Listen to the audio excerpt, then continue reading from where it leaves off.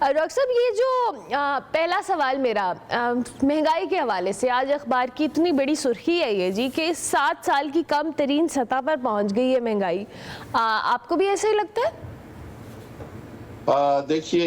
حکومت کا دعویٰ یا جو اعداد و شمار ہے اس کی حد تک تو ہو سکتا ہے یہ بات ٹھیک ہو، لیکن حقیقت میں غریب آدمی کا چولہا جو ہے وہ بجھتا جا رہا ہے. حقیقت یہ ہے کہ مزدور کے لیے اپنا گھر چلانا بہت مشکل ہوتا جا رہا ہے، بلکہ ناممکن ہوتا جا رہا ہے. یہ جب مہنگائی کم ہونے کی بات کرتے ہیں تو آپ میرا خیال ہے سمجھ سکتی ہیں کہ اس کا مقصد یہ ہوتا ہے کہ جی چیزیں مزید مہنگی نہیں ہوں گی. جو پہلے ہی ایک حد تک اس حد تک پہنچ گئی ہیں، جو پہنچ سے باہر ہے، چاہے وہ خوردونوش کی اشیاء ہوں، چاہے وہ پیٹرول ہو، چاہے وہ ٹریولنگ کے معاملات ہوں، چاہے وہ بجلی کے بل ہوں، تو اس حوالے سے عوام کو کوئی واضح ریلیف تو نہیں مل رہا. لیکن یہ کہ اچھی خبر ہے کہ مہنگائی مزید نہیں بڑھ رہی، یہ ایک اچھی خبر ضرور ہے، لیکن عوام کو ڈائریکٹ کوئی بہت بڑا فائدہ ہوتا ابھی تک تو نظر نہیں آ رہا. چاہے وہ اسٹاک ایکسچینج کی جو فگرز ہوں یا چاہے وہ کوئی بھی معاشی اہداف ہوں، عوام کو اگر ڈائریکٹ فائدہ نہیں ہوگا تو عوام کے اندر اس کے اندر کوئی پذیرائی نہیں ملے گی. اچھا ڈاکٹر صاحب، یہ تو آپ نے مہنگائی کے حوالے سے بات کی. اب جو مذاکرات آج ہونے جا رہے ہیں، ایک طرف تو مذاکرات کے حوالے سے ہم وی ور گلیڈ کہ چلیں جی کوئی تو بات ہوئی اور تحریری طور پر آج تحریک انصاف اپنے مطالبات کو دے گی. لیکن علیمہ خان صاحبہ کہتی ہیں کہ 6 جنوری کو جو محفوظ فیصلہ سنایا جائے گا اس میں خان صاحب کو سزا دے دی جائے گی. تو پھر ہم مذاکرات جس حوالے سے حکومت بڑی باتیں بھی کری تھی اور تحریک انصاف بھی بڑی مشکل سے آمادہ ہوئی تھی، پھر ان کا کیا مستقبل ہمیں نظر آئے گا؟ دیکھیے ارملہ، بات یہ ہے کہ جو بانی پی ٹی آئی کے مقدمات ہیں خان صاحب کے، وہ تو عدالتوں سے ہی ان کے فیصلے آنے ہیں. بلا شبہ ہم یہ بات سمجھتے ہیں کہ اگر ان کو سزا نہیں دی جاتی ہے تو پھر تو بہت سارے سوالات کھڑے ہو جائیں گے، اور لازمی بات ہے کہ ان کے جو باقی بھی مقدمات ہیں ان کی بھی بات ہو رہی ہے. لیکن حقیقت یہ ہے کہ بہرحال جب توشہ خانہ کیس چل رہا تھا، اس پہ فرد جرم کے حوالے سے اور ایویڈنس کے حوالے سے بہت سارے سوالات تو پہلے ہی کھڑے تھے. پھر یہ جو $190 ملین والا جو القادر ٹرسٹ کا کیس ہے، اس کے حوالے سے بھی بہت سارے سوالات تو پہلے ہی کھڑے ہیں مقدمے کی شفافیت کے حوالے سے. اس لیے علیمہ خان صاحبہ کا یہ بیان تو ٹھیک ہے، لیکن میرا خیال یہ کہ اس کو مذاکرات سے نہ جوڑے تو شاید کوئی مذاکرات میں کامیابی کی امید نکل آئے. دیکھیں، ہم یہ جانتے ہیں کہ پی ٹی آئی کے جو 2-3 بنیادی مطالبات ہیں وہ بڑے واضح ہیں اور ان میں لچک نہیں ہے، اور وہ ایسے مطالبات ہیں جو حکومت کے لیے فی الوقت ماننا جو ہے وہ ممکن نظر نہیں آتا. کیونکہ خود جیسے ابھی آپ نے انٹرو میں کہا کہ پی ٹی آئی کی مقبولیت اتنی ہے کہ اگر خان صاحب جیل سے باہر آ جاتے ہیں تو پھر آپ کو بھی اندازہ ہے، مجھے بھی اندازہ ہے کہ ان کی مقبولیت اور ان کا جو سیاست ہے وہ اتنی پاورفل ہو جائے گی کہ حکومت کے لیے اپنے معاملات چلانا بہت مشکل ہو جائے گا. اور وہ جو بات ہم بار بار کرتے ہیں مقبولیت کی، تو اس کے اندر میں بار بار کہتا ہوں کہ پاکستان میں جو حقیقت ہے وہ یہ کہ مقبولیت سے زیادہ قبولیت ہونا ضروری ہے، اور وہ قبولیت کہاں ہونا ضروری ہے یہ آپ بھی جانتی ہیں. جب تک خان صاحب کی قبولیت نہیں ہوگی شاید ان کی رہائی بھی ممکن نہ ہو، اور شاید ابھی ان کے لیے مزید مشکلات ہوں. مذاکرات سے کوئی بہت زیادہ امیدیں اسی لیے نہیں لگائی جا رہی. اچھا، جس قبولیت کی آپ بات کریں ڈاکٹر صاحب، لیکن یہ قبولیت تو ابھی بظاہر بالکل بھی نہیں ہے، اور تحریک انصاف کے جو لوگ ہیں وہ قبولیت کو اس پوائنٹ پہ آ کر پہنچا دیتے ہیں کہ وہاں پہ اگر کوئی فلیکسیبلٹی آنے بھی لگتی ہے تو کچھ ایسے لوگ موجود ہیں تحریک انصاف کے اندر جو آپ جیسے بہت سارے سینئر صحافی کہتے بھی ہیں کہ وہ سارے معاملات کو پھر اے پہ لے کر چلے جاتے ہیں زیڈ سے. تو آپ کو لگتا ہے کہ تحریک انصاف کو اپنی انٹرنل پالیسی، اسٹریٹجی یا جو بھی ان کی پلاننگ ہے اس پہ بھی ذرا فوکس کرنے کی ضرورت ہے عمران خان صاحب کی عدم موجودگی کے اندر؟ بالکل ارملہ، یہی سب سے بڑا پی ٹی آئی کو نقصان ہو رہا ہے کہ خان صاحب کی عدم موجودگی میں ہر جو پارٹی میں تھوڑا سا بھی لیڈر ہے وہ سمجھ رہا ہے کہ شاید اسی نے پارٹی چلانی ہے اور اس کے بیانات سے ہی سارا کچھ چل رہا ہے، جبکہ وہ یہ نہیں سوچتے کہ اس کے کتنے غلط اثرات بھی ہوتے ہیں. میں نام نہیں لوں گا، لیکن ایک ہی وقت میں ایک ہی جماعت میں اگر ایک آدمی مذاکرات کی حمایت کر رہا ہے تو دوسرا جناب اس میں جس کو ہم کہتے ہیں دھمکیاں بھی لگا رہا ہے، اور جناب وہ جو ہے وہ ٹکراؤ کی سیاست حکومت کو فروغ دے رہا ہے، تو اس طرح کام نہیں بنتا. اور میرا خیال یہ ہے کہ اس کے لیے میں نے کہا کہ ایک دو جگہ کہ ضروری نہیں کہ علیمہ خان یا بشرا بی بی یا کوئی بھی سیاست میں کردار ادا کریں، لیکن ایک بات اہم ہے، وہ یہ ہے کہ لیڈرشپ یعنی خان صاحب کی طرف سے ایک بڑا واضح پیغام سب کے لیے جانا ایک ضروری ہے کہ سپوکس مین کون ہے، اور اس کے علاوہ کوئی بھی میڈیا پر آ کر اگر پی ٹی آئی کی طرف سے بولتا ہے تو حکومت اور جو میڈیا ہے اس حوالے سے اس کو اہمیت نہ دے تو شاید پی ٹی آئی کے لیے بہتر راستہ نکل آئے. لیکن یہ بات آپ کی درست ہے کہ بدقسمتی سے جہاں پر بھی مذاکرات کی کوئی پی ٹی آئی کے لیے کوئی بہتری کی امید نظر آتی ہے، خود ان کی لیڈرشپ ہی اس کو وہ سبوٹیج کر دیتی ہے. اچھا ڈاکٹر صاحب، اب جو یہ مذاکرات ہیں اس میں آپ نے ابھی بات مینشن بھی کی پہلے میرے سوال کے جواب میں کہ تحریک انصاف کے وہ مطالبات ہیں جو فوری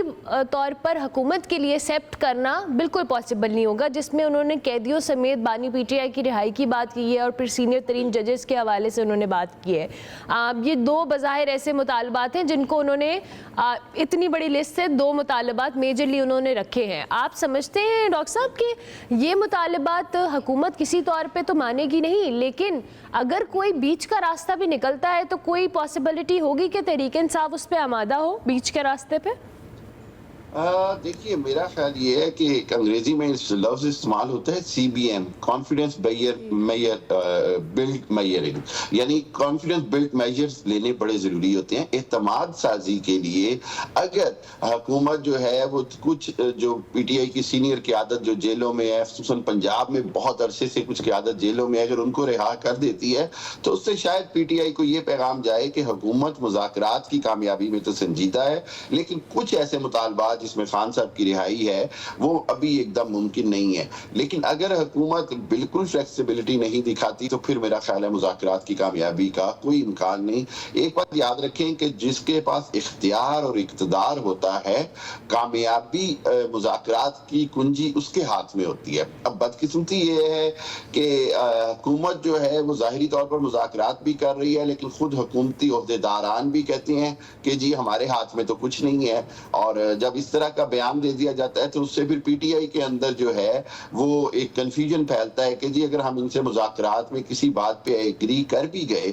اور اگر یہ کہیں جی کہ اب ہم آگے سے ایگری نہیں ہوتے تو پھر ہماری پوزیشن یعنی پی ٹی آئی کی پوزیشن جو ہے وہ پی ٹی آئی کی قیادت سمجھتی ہے کہ بڑی کمزور ہوگی. تو اس لیے سب سے واضح طور پر حکومت کی طرف سے یہ پیغام جانا چاہیے کہ وہ جو مذاکرات کر رہے ہیں ان کے پاس اختیار بھی ہے اور وہ اس میں جو بھی فیصلہ کریں گے اس پر عمل درآمد کروا سکتے ہیں. یہ حکومت کی طرف سے پیغام جانا بڑا ضروری ہے، یہ میسج جانا بہت ضروری ہے. اچھا ڈاکٹر صاحب، پیپلز پارٹی کے نبیل گبول صاحب نے کہا ہے کہ بہت جلد شہباز شریف صاحب ریٹائر ہونے والے ہیں. نواز شریف صاحب نے مریم نواز صاحبہ کو آگے کرنے کے لیے خود سیاست سے کنارہ کشی اختیار کر لی ہے اور نون لیگ کی فطرت میں وفا نہیں ہے، وہ بہت جلد بے وفائی کرتے ہیں. بڑے دل دکھا ہوا ہے نبیل گبول صاحب کا، پیپلز پارٹی کا، نون لیگ کو لے کر. جی میں اس کو لائٹر نوٹ میں یہ کہوں گا کہ ہمارے تمام سیاستدان ہی ایسے ہیں جو کہ اپنی اگلی نسل کے لیے سوچتے ہیں، ملک کا کم سوچتے ہیں. یہ بڑی حقیقت ہے. اس میں نبیل گبول صاحب بھی شامل ہیں، اس میں سب سیاستدان شامل ہیں. حقیقت یہ ہے کہ بالکل میں سمجھتا ہوں کہ شہباز شریف صاحب جو ہیں وہ بنیادی طور پر آپ سمجھ لیں کہ اس پریشر میں اور موجودہ حالات میں وہ یہ ضرور سمجھتے ہیں کہ ابھی اگر ان سے معاملات نہیں طے ہوتے ہیں تو وہ شاید ہاتھ کھڑے کریں. لیکن دوسری جانب آج آپ نے ہی ابھی خبر پڑی کہ ایک طرف تو وہ کہہ رہے ہیں جی 6 مہینے کے سارے اہداف بھی حاصل کر لیے، مہنگائی بھی کم کر دی اور عوام کے اندر ہم بڑے سرخرو ہو رہے ہیں، ٹیک آف کرنے کو تیار ہیں. میں یہ سمجھتا ہوں کہ وہ نبیل گبول صاحب شاید سندھ میں بیٹھے ہوئے ہیں اور وہ سندھ سے آپ کو پتہ ہے نا کہ وہ ایک اور صاحب تھے وسان صاحب، ان کی بھی پیشین گوئیاں آتی رہتی تھیں. سو پیشین گوئیوں کا سلسلہ تو ہو سکتا ہے لیکن گراؤنڈ ریالٹی ابھی میں نہیں سمجھتا کہ اتنی جلدی شہباز شریف ریٹائر ہوں. ہاں جی، یہ آپ کے مطابق آپ کو لگ رہا ہے ڈاکٹر صاحب کہ یہ بس وہ تھوڑے دل برداشتہ ہیں، کیونکہ ان کو کہیں نہ کہیں یہ پیپلز پارٹی کے اوپر یہ امپریشن رہتا ہے کہ ان کو وہ حصہ نہیں مل رہا، یا اس طرح سے ان کو وہ سپورٹ نہیں مل رہی حکومت کی طرف سے جس کا ان سے پرومس کیا گیا تھا، یا جس حوالے سے وہ حکومت کے ساتھ مل کے انہوں نے ایک سیٹ اپ بنایا تھا. بالکل ارملہ، اصل میں نا میں سمجھتا ہوں کہ پیپلز پارٹی اس ساری صورتحال میں سب سے زیادہ فائدے میں ہے. وہ یہ کہ انہوں نے صدارت بھی لے لی، انہوں نے چیئرمین سینٹ کی سینیٹرشپ بھی لے لی، انہوں نے اسپیکر قومی اسمبلی کا بھی سیٹ بھی ڈپٹی اسپیکر لے لیا. سب سے اہم بات یہ ہے کہ پیپلز پارٹی اپنے اوپر کوئی بلیم نہیں لینا چاہتی، یعنی جس کو کہتے ہیں نا کہ پولیٹیکل کیپٹل جو لاس ہوتا ہے اس کا کوئی بلیم نہیں لینا چاہتی. گلہ کس بات کا کر رہی ہے ڈاکٹر صاحب؟ گلہ تو بہت کرتی ہے پیپلز پارٹی. گلہ وہ اس لیے کہ پنجاب میں ان کو بہت زیادہ گلہ ہے. پنجاب میں ان کا یہ ہے کہ جی شاید مریم نواز ان کو کوئی روم نہیں دے رہی. ان سے جو وعدے کیے گئے تھے کہ جنوبی پنجاب میں پیپلز پارٹی کو سیٹیں دی جائیں گی، اور پھر ان کو کہا گیا جی کہ جن جن حلقوں میں پیپلز پارٹی کا کنٹرول ہے وہاں کی انتظامیہ پیپلز پارٹی کے جو لیڈرشپ ہے اس کے انڈر کام کرے گی. تو بہرحال میں سمجھتا ہوں کہ پنجاب میں ابھی پیپلز پارٹی کو اگر گنجائش ملی تو پھر تو نون لیگ کا خود صفایا ہو جائے گا. سو پیپلز پارٹی کو یہ حقیقت سمجھنی ہوگی کہ نون لیگ کے پاس اس بات کا کوئی مارجن نہیں ہے کہ وہ پیپلز پارٹی کو پنجاب میں دوبارہ سے جڑیں مضبوط کرنے دیں. پیپلز پارٹی کو پبلک پاپولیرٹی کی سیاست کرنی ہوگی، اور اس کے لیے وہ حکومت میں رہتے ہوئے وہ سیاست کر نہیں سکتے. سو دو کشتیوں میں سوار ہونے سے یہ چیزیں تو فیس کرنی پڑتی ہیں.